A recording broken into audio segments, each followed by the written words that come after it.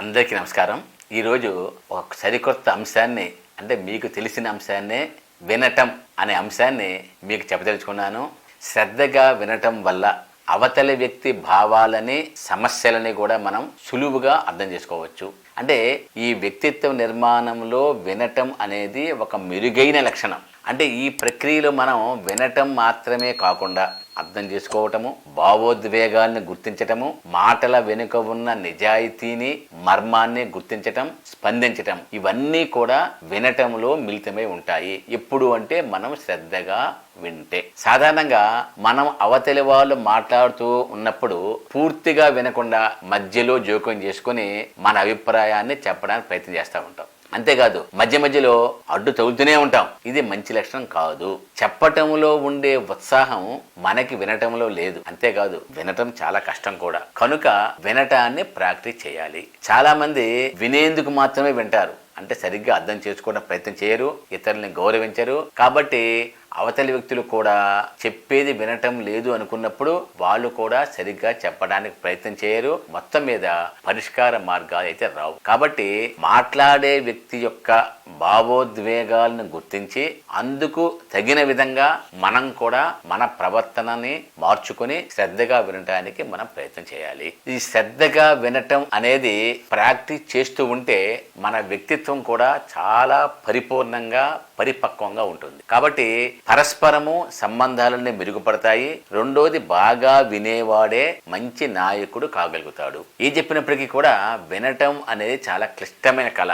ఎక్కువ వినటం వల్ల ఎక్కువ నేర్చుకుంటాం. చివరికి దేవుడు కూడా చాలా గొప్పవాడు. ఎందుకంటే మనకి 2 చెవులు ఇచ్చాడు, ఒక నోరు మాత్రమే ఇచ్చాడు. అంటే 2 చెవులతో ఎక్కువగా వినమని, ఒక నోరు తక్కువగా మాట్లాడమని. కాబట్టి మనం కూడా ఆ విధంగా ఎక్కువగా వినటాన్ని ప్రాక్టీస్ చేయాలి. అయితే వినటం అనేది చాలా తేలిగ్గా తీసుకుంటే గనక మనం జీవితంలో ముందుకు వెళ్ళలేము. అయితే ఈ వినడాన్ని ఎట్లా అభ్యసించాలి, అంటే ఎలా ప్రాక్టీస్ చేయాలి అనేది ఒక 5-6 పాయింట్ చెప్తాను. మొట్టమొదటి పాయింట్ ఏంటంటే శ్రద్ధగా వినటం పైనే దృష్టి కేంద్రీకరించాలి.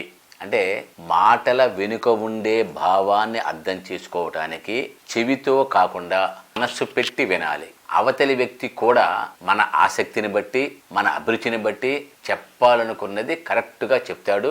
ఒకవేళ మీరు అన్యాపదేశంగా వింటూ ఉంటే చెప్పే వాళ్ళకు కూడా శ్రద్ధ ఉండదు. తాను చెప్పాలనుకున్న విషయాన్ని కూడా సరిగ్గా చెప్పాలని అనుకోడు కూడా. ఇది మొదటి పాయింట్. రెండవది, వెంటనే తీర్పు చెప్పకూడదు. అంటే ఈ విషయంలో బద్దెన గారి సుమతి శతక పద్యాన్ని ఒకసారి చూద్దాం మనం. వినదగునెవ్వరు చెప్పిన వినినంతనే వేగపడక వివరింపతగున్ కని కళ్ళ నిజము తెలిసిన మునుజుడిపో నీతిపరుడు మహిళో సుమతి. లోకంలో ఎవ్వరు ఏమి చెప్పినా వినేవాడే ఉత్తముడు. ఏదేని విషయాన్ని విన్న వెంటనే తొందరపడి మాట్లాడకుండా అందులో నిజాలను తెలుసుకుని ఆ విధంగానే వ్యవహరించేవాడే ఈ భూ ప్రపంచంలో నీతిపరుడుగా నిలుస్తాడు అని ఈ పద్యం యొక్క భావం. అంటే ఎవరైనా ఏమైనా చెప్పిన వెంటనే మనం అభిప్రాయాలు చెప్పకూడదు, విమర్శించకూడదు. పూర్తిగా వినటానికి ప్రయత్నం చేయాలి, సమయం ఇవ్వాలి. చెప్పడానికి మనం కూడా తగినంత సమయాన్ని తీసుకోవాలి. అప్పుడు మాత్రమే సరి అయినటువంటి సమాచారం మనకు వస్తుంది. మూడవది, వ్యతిరేకమైన అభిప్రాయాలను గౌరవించాలి.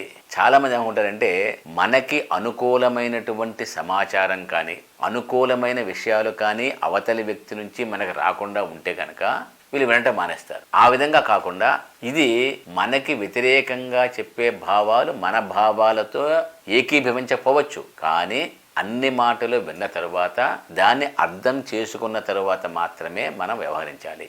నాలుగవది, వ్యక్తి వేరు మాటలు వేరు. అంటే వ్యక్తిని మాటల్ని వేరు చేసి చూడాలి. అంటే ఒక వ్యక్తి చెప్పిన మాటలు మనకు వ్యతిరేకంగా ఉండవచ్చు. అంత మాత్రం చేత ఆ వ్యక్తిని మనం వ్యతిరేకించాల్సిన పని లేదు, ద్వేషించవలసిన పని అంతకంటే లేదు.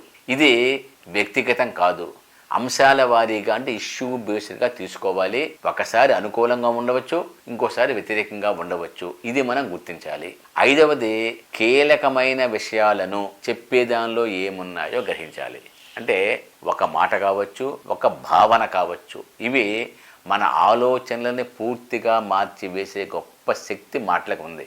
కాబట్టి మనం మాటలు చెబుతున్నప్పుడు అతని ఉద్దేశం ఏమిటి, ఏం చెప్పదలుచుకున్నాడు అనేది కరెక్ట్గా గుర్తించేటువంటి విధంగా మనం వినాలి. తర్వాత 6వ పాయింట్ ఏంటంటే, వినడంలో కొత్త కోణం ఏంటంటే సహనం మనతో పాటు ఉండాలి. ఉదాహరణకి శాస్త్రీయ సంగీతం కానీ, కళలు కానీ, లేదంటే మనకి ఇష్టములే అనేక కార్యక్రమాలు టీవీలు కానీ, బయట కానీ ఉపన్యాసాలు వస్తూ ఉంటాయి. ఇవి మనం వాటిలో ఉండేటువంటి సృజనాత్మకతను అర్థం చేసుకోకుండా, వ్యతిరేకించడం కాకుండా వాటిని పరిశీలిస్తే ఆ ఆలోచనలు, అభిరుచులు మనలో కూడా సృజనాత్మకతను పెంచుతాయి. కాబట్టి మనం వినటం పట్ల శ్రద్ధ చూపించాల్సిందే.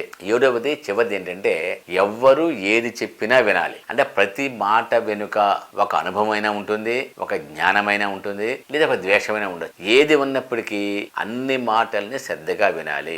ఒకవేళ ఏది వినలేకపోతున్నామో అదే మనకు కావలసిన సబ్జెక్ట్ కావచ్చు. కాబట్టి మంచి చెడు, అవసరం అనవసరం అనేది మనం నిర్ణయించుకోవాలి.